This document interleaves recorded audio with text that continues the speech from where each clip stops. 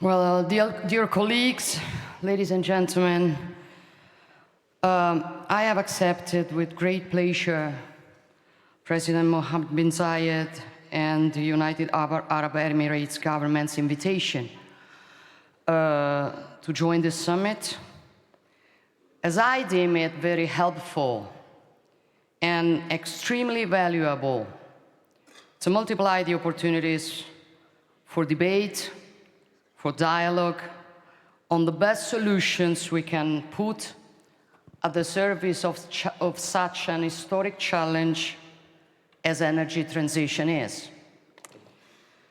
We do know the international community has set itself very ambitious goals in this regard.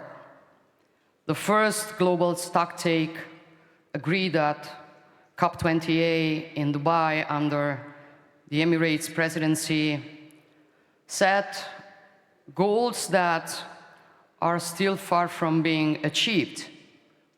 But this must not frighten us or lead us to step back. However, it must certainly impose us to reason in new ways. On the one hand, overcoming the anachronistic division between developed nations and emerging ones, so as to share responsibilities and the undertaken path as much as possible.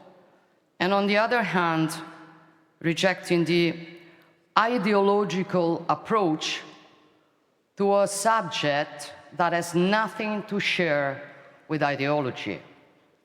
We will not succeed in tripling the renewable energy generation capacity by 2030, nor in doubling the energy efficiency rate if we continue to chase decarbonization at the price of economic desertification, or to set aside for ideological reasons solutions that could instead help build a viable alternative to fossil fuels.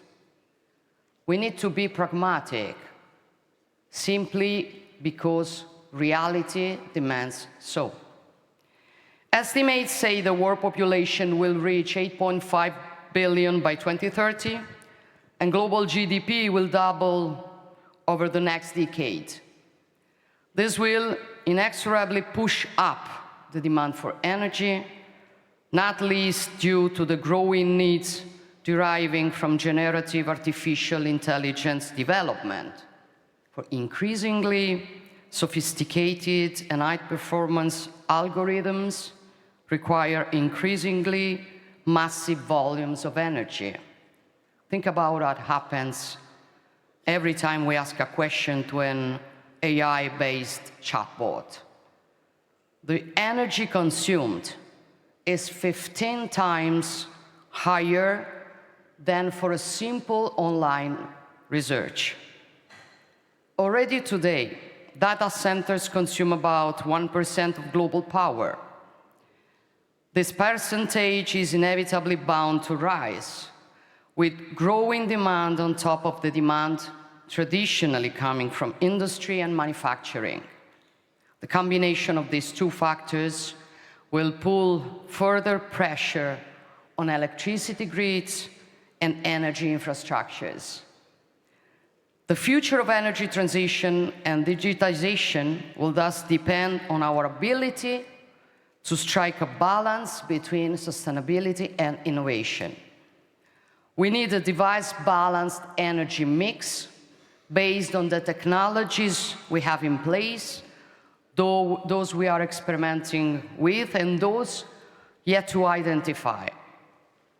I'm not only referring to renewable energies, but also to gas, biofuel, green hydrogen, and carbon dioxide capture, without forgetting nuclear fusion, which can potentially produce clean, safe, and moreover unlimited energy, and turn energy from a geopolitical weapon into a widely accessible resource, effectively changing history. Italy is playing its own part in this direction and thus hosted in Rome the first meeting of the work group on fusion energy promoted by the International Atomic Energy Agency. Yet, if we want to make energy transition concrete and sustainable, we must ensure it is complemented with adequate infrastructures. And I am sure that developing interconnections can be the keystone of a new energy diplomacy to multiply opportunities for cooperations among us and generate shared benefits for all. With this approach, Italy stands to become the strategic hub for energy flows between Europe and Africa. We are a natural platform in the Mediterranean, and this enables us to act as a supply and distribution hub, matching both the existing and the potential supply from Africa with Europe's demand for energy.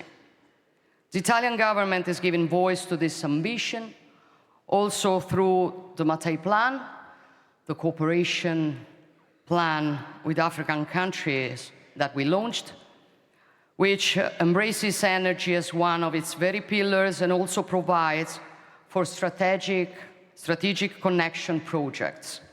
I'm thinking of the Elmet power interconnection between Italy and Tunisia, a project co-financed by the World Bank and the European Union for a high-voltage direct current 600 megawatt cable extending for around 220 kilometers.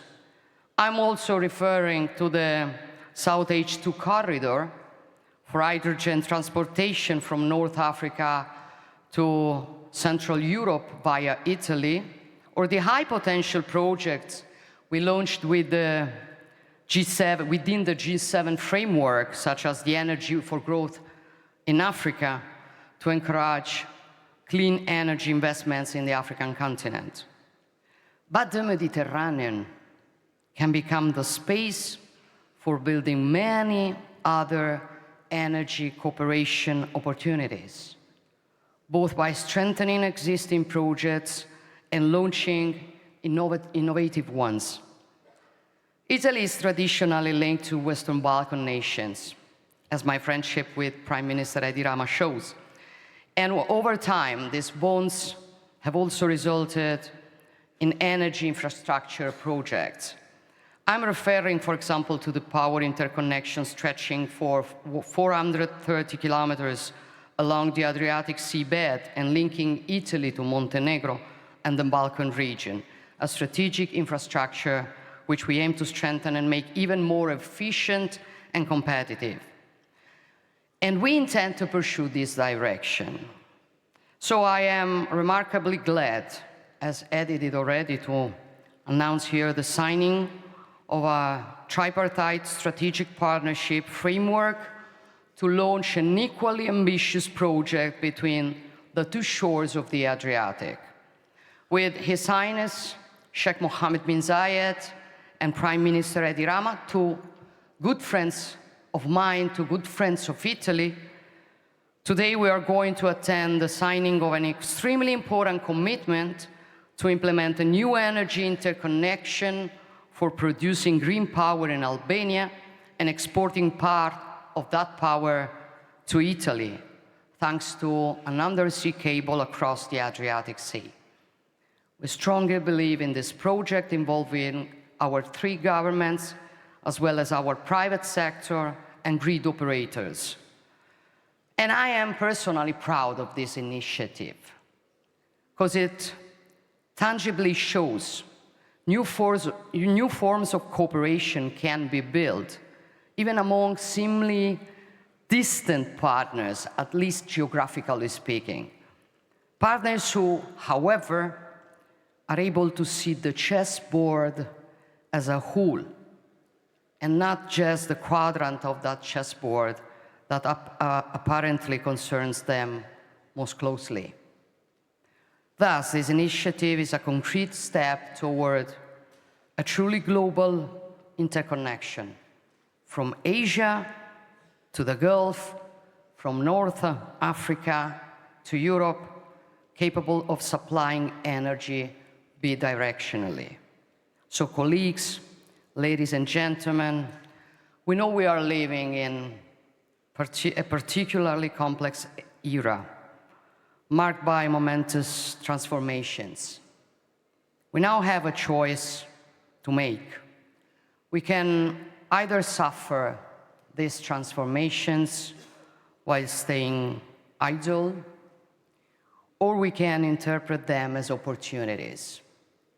I strongly believe we should choose the second path and follow it courageously and visionarily, with no fear to dare. Because as the economist Julian Simon said, the main fuel to speed the world's progress is our stock of knowledge. The brakes are our lack of imagination. Thank you very much.